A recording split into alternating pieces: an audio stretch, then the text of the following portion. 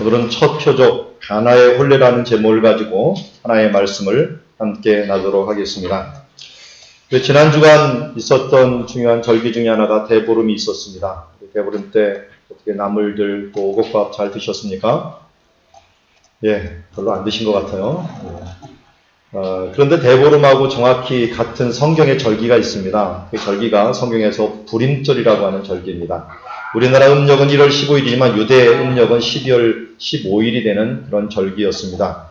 이 절기는 언제 생겼냐면 우리가 잘 아는 대로 에스더서에 나오는 죽으면 죽으리라 라고 하는 말과 같이 에스더가 왕에게 나아가서 탄원을 해야 되는데 그때 왕에게 잘못 나가면 죽을 수 있었는데 그때 죽으면 죽으리라는 믿음을 가지고 나아갔을 때 하나님께서 그의 길을 열어주셨고 결국 하만이라고 하는 그 사람에 의해서 유대인들이 다 죽으려고 하다가 되레 유대인들이 구원받고 하만이 그 가족이 멸망하는 그 일들을 불임절이라는 절기를 통하여 보게 되었습니다. 이 불임절 때 그래서 축하하면서 하는 여러 가지 풍습이 있습니다. 우리나라는 오곡밥을 먹고 나물을 먹지만 여기는 가장무도회를 합니다. 왜냐하면 유대인들을 다 죽이라는 명령이 내렸기 때문에 유대인처럼 안 보이기 위해서 여러 옷을 치장하면서 이제 그때 피하려고 했다라고 했던 그 예식하고 그리고 과자 하나가 나오는데 우리도 이제 음식이 있지만 명절마다 또 음식이 있잖아요. 그 음식이 있는데 이때 반드시 나오는 과자가 하나 있는데 또 세모난 요 과자가 나옵니다. 요 안에 딸기잼 같은 게 아주 맛있게 들어있어갖고 이때 외에는 안 나오는 과자예요. 이걸 일명 뭐라고 그러냐면 하만의 귀라고 부릅니다. 하만의 귀. 그래서 이 이스라엘을 괴롭게 했던 하만의 귀를 뜯어먹자 하는 그런 풍습으로 이걸 만들어갖고 아작아작 먹으면서 하만에게 복수하는 그런 풍습들을 가지고 있습니다. 그런데 이제 종교적인 풍습 중에 하나가 뭐냐면 회당에 들어가갖고는 이 에스더서를 불임절에 유래가 된 에스더서를 전부 다 읽는 겁니다. 그리고 읽고 나서 그날 저녁에 벌어지는 일이 있습니다. 이 저녁에는 모든 가족에 가서 술을 마시는 일을 합니다. 그래서 술을 이때는 그냥 무한대로 마실 수 있도록 허락을 해줍니다. 그래서 그냥 마시면 안 되고 소리를 지르면서 마셔야 돼요. 그래서 막 탁자를 치고 막 병을 딱딱 치면서 막 소리를 지르면서 마셔야지 기쁨을 표시해야 되는 그런 절기라서 제가 이스라엘에서 살 때 종교인 집 근처에 살았는데 이 절기만 되면 이제 주변이 시끄러워. 막 소리 지르고 막 술 먹고 막 땡깡을 부리듯이 막 해야 되니까 이 사람들은 이스라엘에서 이렇게 술 취해갖고 하는 일들이 별로 없어요. 이 특징상 술 도수도 얕을 뿐만 아니라 석회 물질이 많아갖고 술을 먹어도 취하지가 않습니다. 이 사람 특성상. 그런데 이때는 어쨌든 그냥 막 소리를 지르면서 행하는 그런 예식인데 왜 그러냐면 이 잔치라고 하는 표현, 우리나라는 그냥 잔치라고 하는데 히브리어는 미시테라고 이렇게 표현하는데요. 이 미시테라는 게 잔치라고 표현되는데 이게 어디서 유래한 거냐면 마시는 날이다. 마시는 시간이다라는 뜻이에요. 마시는 것이라는 뜻을 가진 게 바로 잔치예요. 그러니까 뭘 마시느냐면 포도주를 마시는 게 바로 이 당시는 잔치다라고 하는 것을 이스라엘에서 말하고 있어요. 왜냐하면 여기는 물이 많지 않고 좋은 물이 없으니까 포도주를 통해 갖고 몸을 건강하게 할 뿐만 아니라 또 이 즐거움을 더하는 시기이기 때문에 마시는 날 그게 바로 이 잔치라고 하는 표현을 쓰고 있는데요. 그러니까 이 포도주가 떨어지면 안 되겠죠. 오늘 근데 본문을 잘 보면은 갈릴리 가나에서 혼인잔치가 열렸는데 그 혼인잔치에서 포도주가 떨어졌다고 그랬어요.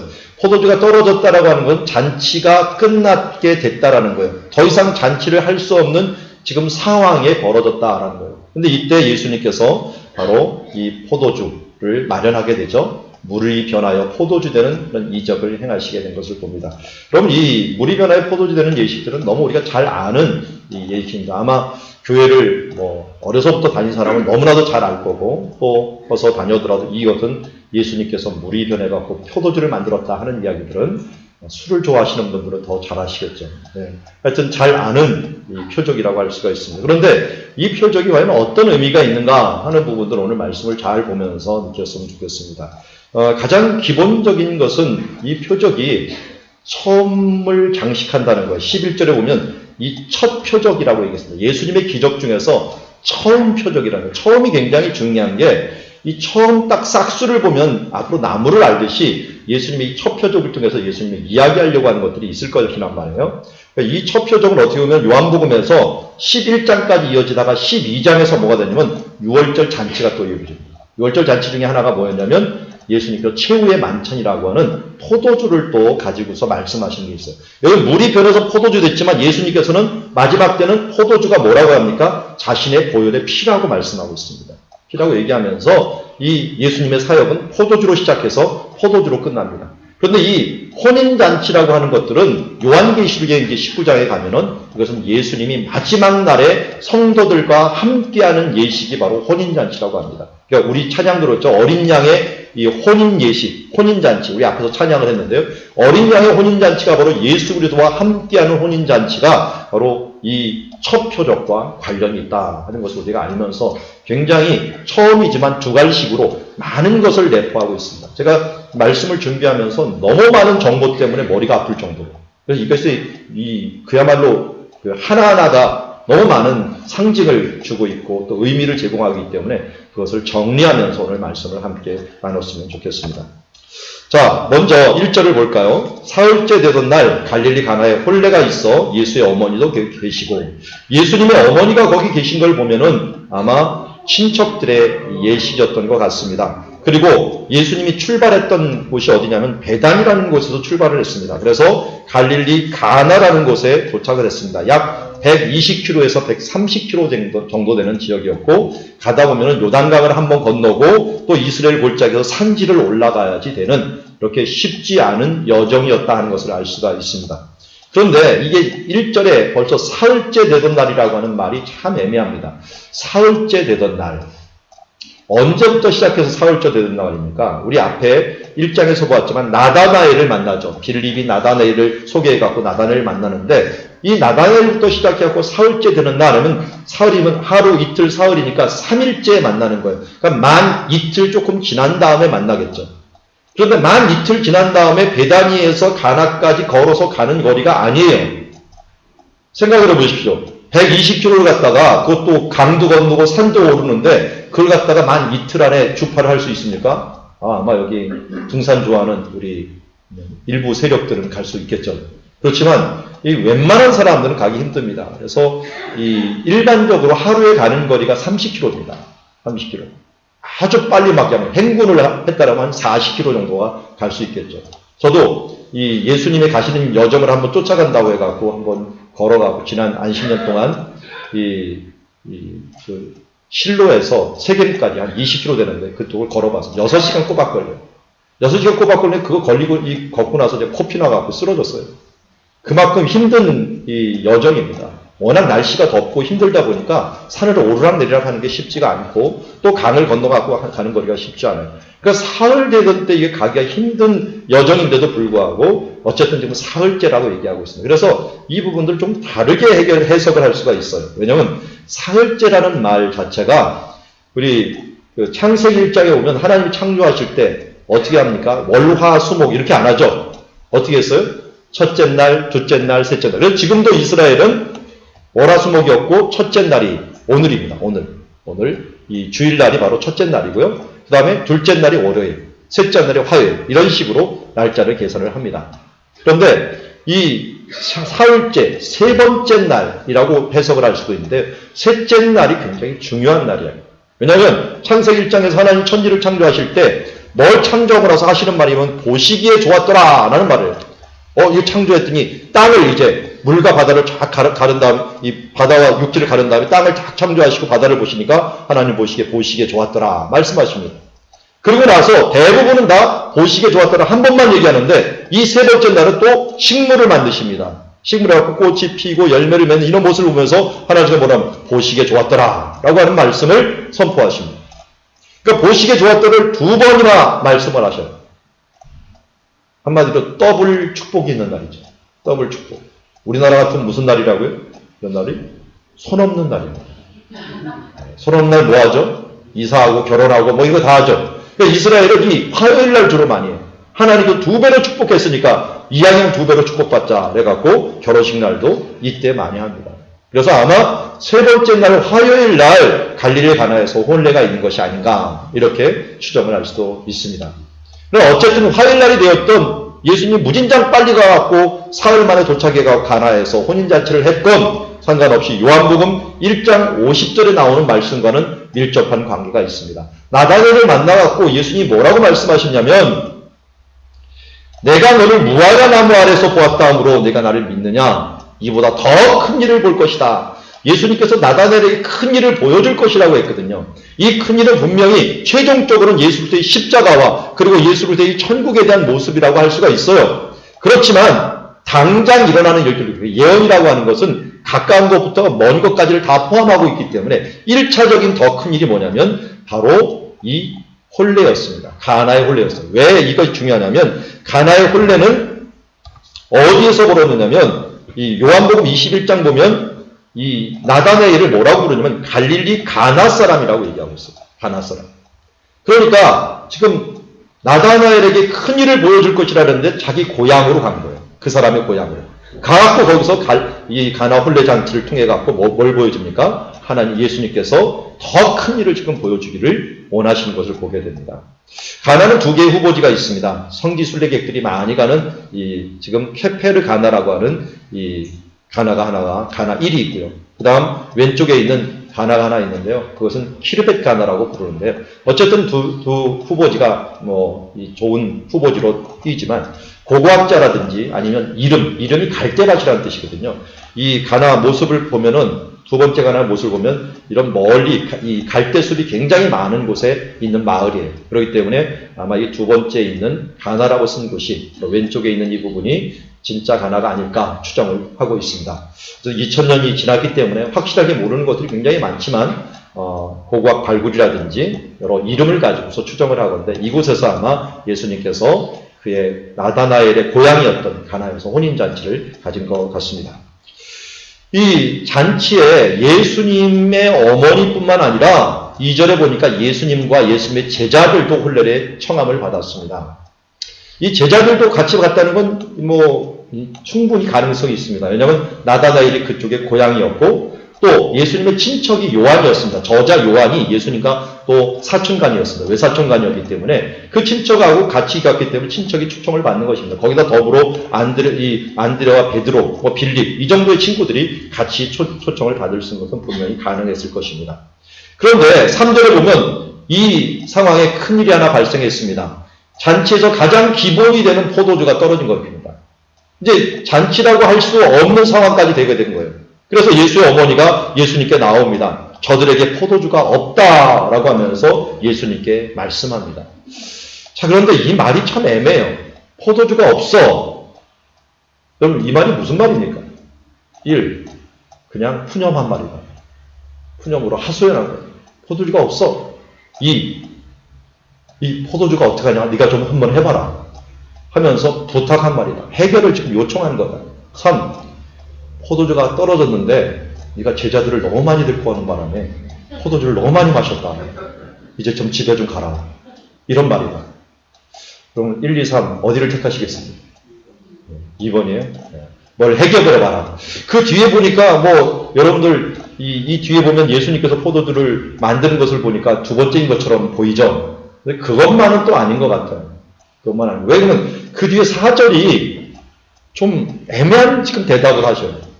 이 여자의 이 말은 좀 여운이 굉장히 많습니다. 여자들의 말은.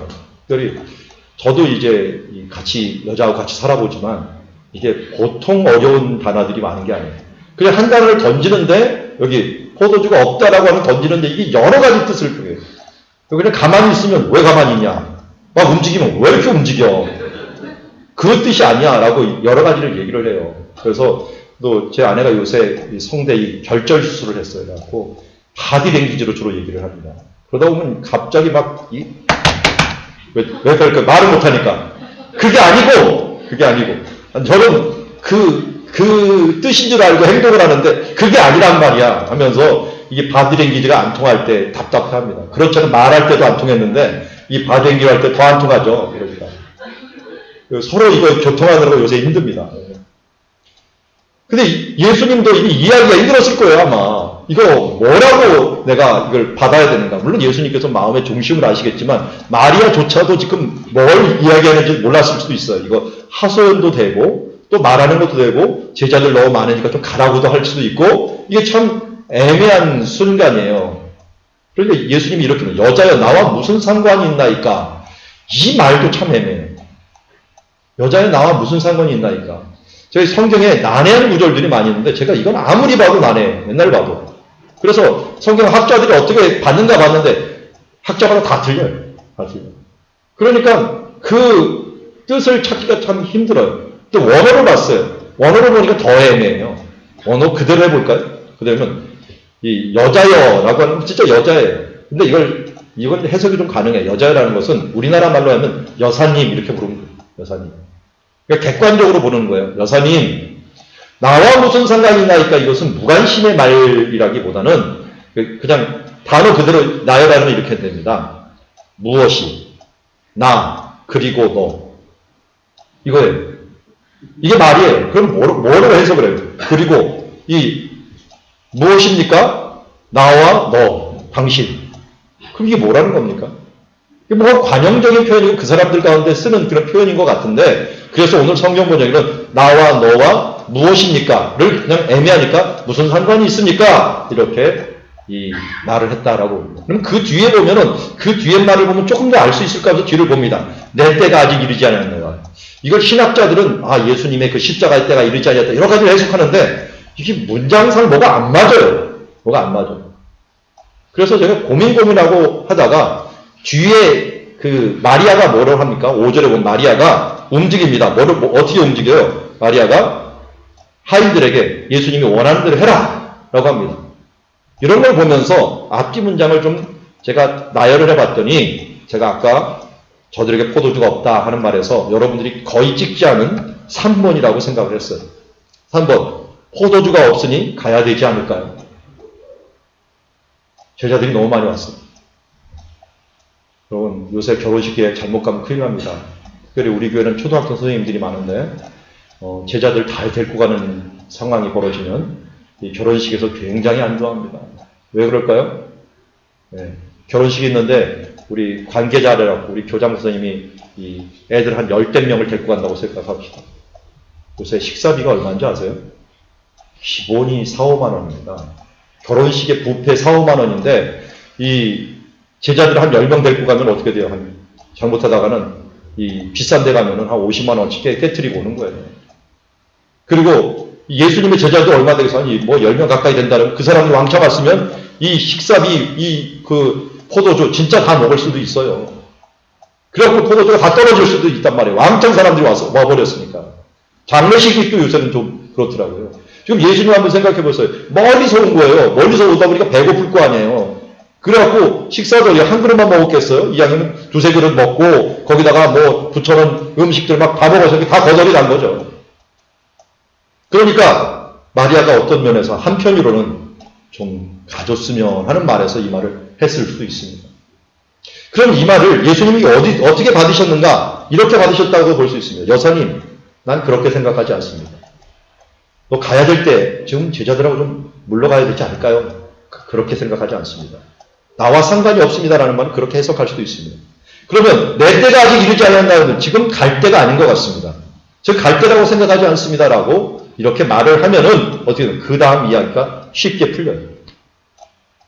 이거 진리는 아닙니다. 그러나 문장 흐름상 그렇게 생각하는 게 좋을 것 같습니다. 왜냐하면 제자들이 많이 왔다라는 이 뉘앙스를 얘기를 하고 그래서 이 포도주가 다 떨어졌으니 어머니가 와갖고 이제 포도주 떨어졌으면 좀 자리를 비켜주는 게 좋겠다라고 얘기했고 그렇지만 어머니 그렇게 저는 생각하지 않는데요. 아직 갈 때가 아닌 것 같습니다. 하면서 이제 예수님께서 뭔가 움직이려고 하니까 어떻게 해요? 마리아가 하인들에게 얘기합니다. 마리아는 아마 이 잔치에 가까운 친척이었던 것 같습니다. 그래서 하인들한테 말합니다. 내게 무슨 말을 하든지 그대로 행하라. 지금 예수님이 예수님이 여태까지 기적을 한 번도 행한 적이 없었어요. 그러니까 마리아가 기적을 행할지 안 할지는 모릅니다. 그렇지만 지금 예수님 뭔가 해결을 할 것 같으니 너희들은 그대로 진행하라 라고 얘기합니다. 근데 예수님이 바라보니까 뭐가 있었습니까? 보니까 유대인의 정결 예식을 따라 두세 통 들은 돌 항아리 6이 있었다. 그럼 정결 예식은 뭐고 돌 항아리는 뭘까요? 이것은 마가복음 7장 3절에서 4절에 이야기하고 있습니다. 마가복음 7장 3절 4절에 보면 바리새인과 모든 유대인들은 장로들의 전통을 지켜 손을 잘 씻지 않고는 음식을 먹지 아니하며 또 시장에서 돌아와서 물을 뿌리지 않고는 먹지 아니하며 그 외에 여러 가지를 지켜오는 것이 있으니 라고 얘기합니다. 그러니까 한마디로 뭡니까? 이 큰 돌 항아리들은 뭐예요? 손을 씻는 데 사용되는 물이에요. 정결 예식이라고 하는 그 손을 씻는 데 사용되는 예식이에요. 지금 왼쪽에 있는 흰색 돌 항아리가 보이는데요. 이 돌 항아리는 예루살렘 제사장집에서 발견된 것이에요. 아주 고급 물을 담는 항아리라고 할 수 있습니다. 이런 돌 항아리라고 하는 것은 진흙으로 만들지 않고 일부러 돌 항아리로 만들어 놨어요. 돌 항아리로 만들어 놓은 것 중에 하나는 이 정결 예식할 때 뭐 부정한 거에 들어가면 잘못하면 다 깨버려야 돼요. 질그릇으로 만들면. 항아리로 만들어 깨드려야 되는데 이걸 돌로 만들면 닦아서 쓰면 돼요. 쓰기 때문에 돌로 이렇게 만들어 놨어요. 그런데 두세 통 들은 돌 항아리라는 것은 쉽게 말해서 한 40m 정도 들어간다 생각하시면 됩니다. 석유 한 통이 몇 리터입니까? 석유 한 통이 20리터죠. 20리터니까 이 석유 2통 들어간다고 생각하시면 됩니다. 한 통. 2통 정도 들어가는 돌 항아리 6개가 지금 있는 것입니다. 그럼 이 항아리가 놓였는데 이것에 이제 손을 씻는 분이에요. 근데 이 물은 아무 데서나 떠오면 안 돼요. 한마디로 세례 예식하고 굉장히 비슷해요. 세례 예식도 이 정결 예식에서 나온 거니까요. 그러니까 예수님이 바로 세례를 받고 지금 오는 길이잖아요. 이 요한이 세례로 나는 물로 세례를 주거니와 바로 내 뒤에 오시는 뭘로 세례를 준다고요? 성령으로 세례를 준다 그랬는데 예수님 지금 물을 변해서 포도주로 바뀌는 사건이 이 사건과도 함께 연관이 된다고 할 수가 있습니다. 예수님께서 지금 정결 예식이 있는 이 물인데 이 물은 흐르는 물에서 반드시 떠와야 돼요. 정결 예식이기 때문에. 그래서 세례도 아무데나 받는 게 웅덩이에서 떠오면 안 돼요. 고인물에서 떠오면 안 돼요. 흐르는 조금이라도 흐른 물에서 떠와야 되는데 그 물을 떠갖고 지금 그곳에 담게 되는 것입니다. 그래서 예수님께서 뭐라고 하냐면 이 항아리를 주목하면서 이것을 통하여 하나님께서 일을 하시려고 했던 것을 보게 됩니다. 그러면 이 유대인의 정결 예식이 얼마나 전통이 깊은지 이것은 지금까지도 계속적으로 이어오는 거예요. 제가 사진을 하나 안 보여줬는데 이스라엘 가면요 화장실에 가면은 이런 반드시 그릇이 하나씩 있어요. 플라스틱으로 된 것들이 주로 많고요. 쇠로 된 것들이 있는데 재미나게 생긴 건 이렇게 똑같이 생겼어요. 이렇게 생겼는데 여기 이 손잡이가 하나 더 있어요. 손잡이가. 왜 손잡이가 2개인지 아세요? 요걸로 한 손을 이렇게 닦아요. 닦고 여기도 이제 깨끗이 한 다음에 그 다음에 한 손을 잡고 또 이 손을 닦아야 될 거 아니에요. 이 손을 부하고 닦아야 되잖아요. 근데 부정한 손이 이걸 잡았는데 또 부정한 손이 잡으면 이 손이 더러워져. 그리고 여기를 잡는 거예요. 다른 걸 잡아갖고 이쪽에 잡아갖고 이쪽 손을 하나 씻는 거예요. 그래서 히브리 대학이라 다 어디든지 가면 하나 바가지가 있는데 손잡이가 2개 있는 바가지가 그렇게 되어 있습니다. 그만큼 정결 예식을 굉장히 소중히 여겨요. 지금까지도 그렇게 해요. 앞에 지도가 하나 있습니다. 어디 지역 지도죠? 유럽이죠. 유럽. 지금 색깔이 쫙 먹여져 있는데요. 이게 1448년에서 1450년 2년간에 있었던 일들을 도표로 그린 겁니다. 무슨 일이냐면 흑사병입니다. 2년 동안에 유럽 인구의 3분의 1이 죽었습니다. 그러면 말이 3분의 1이죠. 이 흑사병이 한번 2년 동안 흩어가는 동안 마을, 도시들이 다 황폐화된 거예요. 페스트라고 부르죠. 어디서 병이 왔는지도 모르고 사람들이 막 마을에 한번 지나가게 되면 이 마을 3분의 1이 아니라 어떨 때는 막 5분의 4가 막 되고 어떤 도시들, 이런 피렌체 같은 도시들은 15만이 있었는데 다 죽어놓고서 5만 밖에 안 남아버리는 이런 도시들이 해버린 거예요. 뭐 그 외에 이 교황청에도 대부분 막 죽어가고요. 교황청 사람들이 더 많이 죽었어요. 왜냐면 사제들이 죽음을 심리하다 보니까 심리하다가 보면은 이게 뭐예요? 접촉을 하고 접촉하면서 바로 감염이 돼갖고 죽는 일들이 엄청나게 벌어집니다. 그래서 흑해 지역부터 시작해갖고 전염이 돼갖고 유럽 인구의 한 3분의 1이 죽어버리는 그런 일들이 발생하게 됩니다. 이렇게 사람들이 흑사병으로 죽어가니까 이건 쥐벼룩에서 나온 거죠. 기생하는 쥐벼룩에서 감염이 되는 건데 이 쥐벼룩에서 온 이 부분들이 막 감염이 되니까 사람들이 어떻게 했느냐, 이걸 어떻게든지 해결하고 싶은데 해결할 방법이 없는 거예요. 자기 위생관념이 없었으니까요. 그러다 보니까 누구 탓을 돌리게 돼요. 누가 우물에다가 독을 탔다느니 뭐는 이런 탓을 돌리게 됩니다. 그래서 타켓이 된 사람이 누구냐면 유대인이 됐어요. 그도 그럴 것이 유대인들만 안 죽어. 다른 사람 다 죽는데 유대인 마을에 있는 사람들만 안 죽고 다 살아남는 거예요. 이게 어떻게 된가요? 분명히 유대인들이 이 우물에다가 독을 타갖고 그렇다요. 그들을 막 학살하는 일들이 벌어집니다. 나중에 과학이 발달한 다음에 유대인들만 왜 죽지 않았는가 하는 것들. 여러분들도 아시죠? 왜 안 죽었을까요? 이 정결 예식 때문에. 이들은 식사를 할 때 반드시 손을 씻고 먹는 버릇이 있다 보니까 병이 들지 않았던 거예요. 그리고 유대인들만 살아남으니까 이 사람들이 그야말로 타케가 얼마나 많은 고난을 받았는지 몰라요. 교황청에서 그런 게 아니다라고 아무리 해도 이 독일 지역에 있는 특별히 유대인들은 엄청난 박해를 받게 된 것을 보게 됩니다. 이처럼 유대인의 정결 예식은 이 수천 년의 그런 전통을 가지고 지금까지도 이어오는 예식이다 보니까 예수님께서 이 예식, 세례의 근원이 되었던 이 예식의 항아리에 집중하셨습니다. 그리고 이 항아리에게 바로 종들에게 뭐합니까? 항아리에 물을 채우라라고 얘기합니다. 그래서 물을 채웁니다. 물을 채워서 순종하면서 물을 채웁니다. 아기까지 채웠고 이제는 떠서 연회장에게 갖다 주라. 연회장에 갖다 주라. 그래갖고 연회장에 갖다 주라. 이거 저도 혼동하기 쉬운데 연회장이라고 하는 건 연회 장소가 아니에요. 연회를 주관하는 사람. 그것을 매니저라고 할 수 있죠. 매니저. 그 매니저한테 갖다 주라 했어요. 그래서 매니저한테 갖다 줬더니 이 매니저가 맛을 본 거예요. 맛을 보니까 이게 너무 맛있거든요. 그래서 신랑을 불러옵니다. 신랑을 불러와갖고 사람마다 먼저 좋은 포도주를 내고 취한 후에 낮은 것을 내고는 지금까지 당신은 좋은 포도주를 줬습니다 하면서 칭찬하는 거예요. 이 매니저는 아마 이 친척 중에 한 명이었겠죠. 한 명이 참 좋은 포도주를 줬구나 라고 합니다. 그러나 이 맛보고서 사람들은 알지 못했지만 그 연회장 특별히 매니저는 알지 못했지만 뭐라 합니까? 물돈 하인들은 알더라 라고 합니다. 여러분 실천하고 행하였던 사람은 알 수가 있었습니다. 이게 바로 우리 믿는 사람들이 행한 뒤에 세상 사람은 몰라도 기도한 사람은 알아요. 우리가 하나님의 말씀을 실천한 사람들은 알 수 있다는 거예요. 이렇게 하나님의 기적에 대한 부분들을 드러내게 됩니다. 이 일들이 있은 다음에 어떤 의미입니까? 예수께서 이 표적을 갈릴리 가나에서 행하여 그의 영광을 나타내셨다라고 합니다. 드디어 예수님의 영광. 그리고 나다나에게 나타난 그 영광 더 큰 일이 뭐냐? 바로 이 혼인잔치 예식을 통하여 이 기적을 보여준 것을 보게 됩니다. 그래서 오늘 이 요한복음 1장 14절의 모습이 어떻게 보면 실천되었다라고 말할 수 있겠죠. 그리고 요한복음 1장 14절 같이 한번 읽어볼까요? 말씀이 육신이 되어 우리 가운데 거하심에 우리가 그의 영광을 보니 아버지의 독생자의 영광이요 은혜와 진리가 충만하더라. 아멘. 물의 시대에서 포도주의 시대로 율법의 시대에서 예수 그리스도의 은혜와 진리의 시대로서 변화된 그 모습을 보여준 것이 바로 요한복음 1장에 나오는 바로 이 예식이다라고 할 수가 있습니다. 우리가 그의 영광을 보았다라고 말하고 있습니다. 예전 같으면 여기서 설교를 마쳐야 되는데 이제는 그렇게 마칠 수는 없고 이 말씀을 제가 이야기를 쭉 보았지만 여기서 주는 교훈이 한 2가지 정도 있을 것 같아서 이 말씀의 교훈들을 요약을 해보았습니다.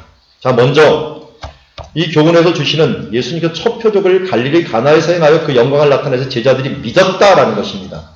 이 믿음에 대한 부분들에 초점을 맞춰서 변화에 초점을 맞춰보았습니다. 아인의 변화. 이 아인이라는 것은 우리가 잘 알지 샘을 얘기합니다. 그리고 눈을 얘기합니다. 이 샘에서 물을 떠갖고 가는데 이 샘물이 변화를 했다는 거예요. 변화를 했다. 샘이 변해서 이 포도주가 되었다라고 하는 표현인데요. 이상하게 이 구약에서 말하는 선지자 중에서 유명한 선지자의 첫 표적이 물이 변하는 표적이에요. 예수님과 같이 유명하였던 모세도 첫 재앙, 애굽에서 행하였던 첫 재앙이 뭐였습니까? 하수를 탁 쳐갖고 물이 변해서 피가 되는 것이죠. 지금 예수님이 물이 변해 포도주 됐지만 이 포도주가 나중에 내 피다라고 했던 면하고 굉장히 비슷하다고 할 수 있습니다. 첫 표적이 피로 변하는 표적이었습니다. 그리고 이스라엘 백성들이 애굽에서 나와갖고 이제 홍해를 건너서 광야에서 첫 번째 행하였던 기적이 무엇이었습니까? 그것이 마라의 쓴 물이 단물로 변하는 것이었습니다. 단물로 변하는 거예요. 그러니까 마라의 샘이 변하는 거예요. 아인이 변해갖고 새로운 쓴 아인이 그리고 단 아인으로 바뀌는 장면이었습니다. 그리고 엘리야를 세례 요한이라고 한다면 엘리사는 예수님의 그림자라고 할 수 있을 것입니다. 근데 엘리사의 첫 표적이 뭐였느냐? 그런 여리고에서 바로 그 샘을 변화시켜서 이 과일을 많이 맺게 할 수 있는 좋은 물로서 변화시키는 이적이 엘리사의 첫 번째 이적이었어요. 이렇게 물과 관계에 있던 여리고 베다니 근처에서 예수님께서 출발하셔갖고 오늘 가나에 들어서 동일하게 예수님도 물을 변화시키는 일들을 행하게 되십니다. 근데 이 물이 그냥 물이 아니라 샘물이라는 점, 아인물이라고 하는 것을 우리가 주목을 해야 됩니다. 근데 예수님께서는 이 은유법적인 이 부분들을 많이 사용합니다. 특별히 샘을 변화시키면서 동시에 동음이의어에 해당하는 아이는 샘인데 눈이 변하는 것과 함께 연결을 시킵니다. 이것은 제가 연결시키는 게 아니라 이미 마라의 샘에서도 그렇게 연결시켰고요. 앞으로 3장에서 보면 바람과 성령님을 연결시켜요. 똑같은 단어예요. 루아흐라는 단어가 바람도 되고 성령님도 되는데 여기서도 또한 이 샘물에 대한 의미를 내포하고 있는 것을 보게 됩니다. 결국 예수님께서는 물을 변화시킴으로써 무엇을 변화시키는 것이에요? 눈을 변화시키는 것이라고 할 수 있습니다. 사람들에는 이 눈이 변한다는 것은 눈이 그냥 육신의 눈이 변한다는 게 아니라 생각의 눈이 변한다는 거예요. 조금 유식한 말로 가치관이 변한다는 것, 세계관이 변한다는 것입니다. 예수님께서는 지금 제자들에게 그것이 변하기를 원하셨던 거예요. 그래서 그런지 11절 마지막 절에 제자들이 뭐라 해서 그를 믿으니라. 결국 예수님께 요청하였던 이 기적을 통하여 요구했던 것은 예수님을 믿는 눈으로 그들이 바뀌는 거예요. 그의 생각과 그의 가치관이 이제는 의심하는 가치가 아니라 나다헬처럼 고민하고 세상의 고민, 율법에 대해서 이 고민하는 것이 아니라 예수 그리스도를 통하여 믿음의 눈으로 바뀌기를 원하였던 것입니다. 여러분, 이 믿음의 눈으로 바뀐다는 것이 쉬운 일이 아닙니다. 왜냐하면 마라의 샘에서 하나님께서 그들의 눈을 바뀌기를 원해갖고 그들을 밝힌 다음에 거기서 하나님의 율법을 말씀하시고 여호와는 라파다. 그래서 여호와 라파라는 이름을 주시면서 눈을 변하기를 원했지만 이스라엘 전체 지파의 대표였던 12명이 어디를 갔습니까? 가나안 땅으로 정탐을 갔습니다. 정탐을 갔는데 그 정탐을 갔다 온 다음에 하는 말씀을 보십시오. 그들은 큰 이 성을 봅니다. 거대한 등치를 가진 사람들을 봅니다. 그러면서 뭐라 그럽니까? 우리는 그들이 보기에도 우리는 메뚜기다 라고 합니다. 메뚜기 같은 먹이에 불과하다 라고 하면서 그들은 육신의 눈으로 계속적으로 세상을 바라보았습니다. 그러나 그 중에 2명 여호수아와 갈렙만이 이 믿음의 눈으로 변화해서 하나님 중심으로 세상을 바라보니까 그들에게는 하나님이 없으니 그들은 우리의 밥이다. 그들은 우리의 먹이다 라고 하면서 반대로 말했던 것을 보게 됩니다. 여러분 어떤 눈으로 보느냐에 따라서 문제가 기회가 될 수 있고 어떤 눈으로 바라보느냐에 따라서 문제가 그것 때문에 내가 쪼그라드는 사람들이 있습니다. 어떤 눈으로 바라보겠습니까? 오늘 주님께서는 이 포도주를 변하듯이 우리의 마음이 변하기를 원하고 계십니다. 다윗을 보십시오. 다윗은 골리앗을 바라보았습니다. 모든 사람들은 골리앗 2m가 넘는 그 골리앗을 보면서 두려워 벌벌 떨었습니다. 그렇지만 다윗은 어땠습니까? 그가 보니까 하나님이 없어요. 하나님을 저주하고 있어요. 그는 내가 아무데나 돌 던져도 맞아 죽을 사람이다 하는 걸 확실하게 되었어요. 그게 바로 믿음의 눈입니다. 우리가 이런 눈으로 변화되기를 위해서 기도해야 돼요. 그래서 이 노래 중에서 찬양 중에서 우리 이 포도주, 가나의 포도주 하면 항상 부르는 찬양이 뭡니까? 어린이 찬양을 불러야 되는데 오늘 어른 예배라서 찬양을 안 부른 것 같아요. 앞에서. 네. 다 아시죠? 예수님이 말씀하시니 물이 변하여 포도주 됐네. 두 번 하고 예수님 나에게도 말씀하셔서 새롭게 변화시켜 주소서. 네, 한번 해볼까요? 예수님이 말씀하시니 물이 변하여 포도주 됐네. 예수님이 말씀하시니 물이 변하여 포도주 됐네. 예수님 나에게도 말씀하셔서 새롭게 변화시켜 주소서. 아멘. 여러분 우리가 오늘 이 말씀을 보면서 무엇을 요청해야 됩니까? 예수님 오늘 나에게도 말씀하셔서 물같은 신앙 포도주로 바꿔주시옵소서. 우리의 세상을 보고 두려워하고 어쩔 줄 모르고 이제 전전긍긍하는 우리의 눈을 바꾸어서 주님 믿음의 눈으로 여호수아 갈렙처럼 다윗처럼 이 세상을 향하여 담대한 모습으로 주님의 눈으로 믿음의 눈으로 바라볼 수 있도록 도와주시옵시고 새롭게 변화시켜 주시옵소서. 우리가 기도하며 나가야 되지 않겠습니까? 오늘 믿음의 눈으로 변화되는 귀한 시간이 있기를 주의 이름으로 축원합니다. 두 번째 우리에게 주시는 귀한 교훈 중에 하나는 이 혼인잔치는 이미 언급했듯이 신랑 되신 예수의 혼인잔치를 예표하고 있습니다. 요한계시록 19장에 보면은 예수님의 이 마지막 재림 때의 순간, 우리가 예수님을 만나고 잔치하는 그 순간을 혼인잔치로 이렇게 묘사하고 있습니다. 19장 7절에 우리가 즐거워하고 크게 기뻐하며 그에게 영광을 돌리세. 어린 양의 혼인 기약이 이르렀고 그의 아내가 자신을 준비하였으므로. 어린 양은 예수 그리스도고 여기 신부는 누구예요? 교회입니다. 교회 중에서 각 자신, 우리 한 사람 한 사람이 바로 어린 양의 신부입니다. 그래서 8절에 이렇게 얘기합니다. 그에게 빛나고 깨끗한 세마포 옷을 입도록 허락하였으니.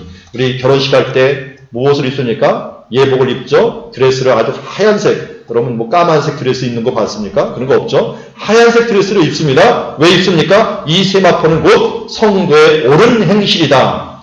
앞으로 입을 옷이 바로 성도의 옳은 행실이라고 말하고 있습니다. 우리는 주님을 오실 재림하실 예수님을 어떻게 예비하겠습니까? 옳은 행실로 예비해야 됩니다. 그래서 9절에 보면 천사가 내게 말하기를 기록하라. 어린 양의 혼인잔치가 청함을 받은 자는 복이 있도다 하고 또 내게 말하되 이것은 하나님의 참된 말씀이다 하면서 어린 양의 혼인잔치를 우리에게 말씀하고 있습니다.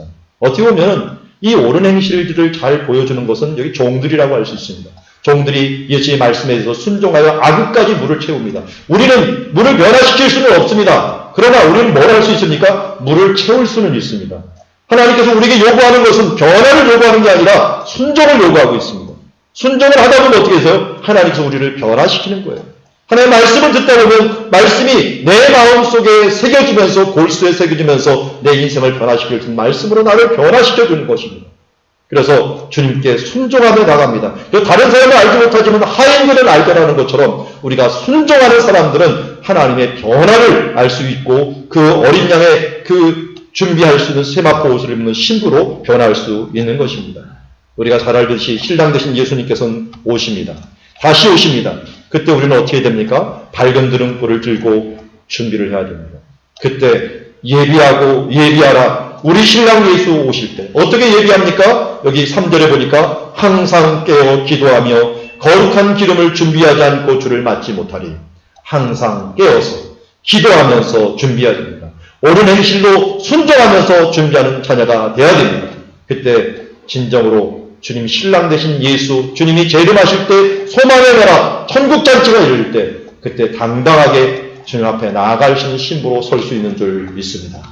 말씀을 정리합니다. 오늘 가나의 혼례잔치 교훈을 통해서 우리에게 주는 많은 메시지가 있지만 두 가지만을 요약하였습니다. 물이 변하여 포도주 됐듯이 주님 내 눈, 내 가치관, 내 생각을 변화시켜 주시옵소서. 문제만 생기면 어떤 일이 있으면 당장 달려가고 무슨 세상 사람들을 찾고 이렇게 상담하는 자가 아니라 먼저 어떻게 해야 돼요? 먼저 그의 나라와 그의 의를 구하라. 예수를 믿는다는 그 뜻이 뭡니까? 먼저 믿음의 눈으로 주 예수를 바라보면서 하나님 중심의 생각을 가진다는 것입니다. 두 번째는 무엇입니까? 신랑 되신 예수께서 다시 오실 것이라고 했습니다. 우리는 이러한 혼인잔치를 가질 것입니다. 혼인잔치는 풍성합니다. 예수님께서 우리가 포도주가 마르고 우리 있는 것들은 모두 다 갈급한 것처럼 느껴지지만 주님께서는 모든 것을 변하여 우리를 풍성하게 만드실 것입니다. 우리는 무엇만 하면 됩니까? 순종만 하면 됩니다. 순종하고 거룩한 신부로서 깨어 근신하며 기도하면서 예비하라 하신 말씀대로 예비하는 주님의 자녀가 되기를 원합니다. 그래서 오늘도 가나의 혼인잔치에서 우리에게 주시는 메시지를 마음에 새기고 오늘 한 주간 또한 여러분들 일생 동안 참된 축제의 삶, 믿음은 바라는 것들이 실상이라고 했습니다. 천국에 이미 놓여진 신부처럼 순결한 거룩한 자로서 살아가는 주의 자녀들이 되기를 주의 이름으로 축원합니다. 우리 이 시간 같이 함께 우리 신랑 되신 예수께서 다시 오실 때 함께 찬양하면서 그 예비하는 신앙으로 함께 나가도록 하겠습니다.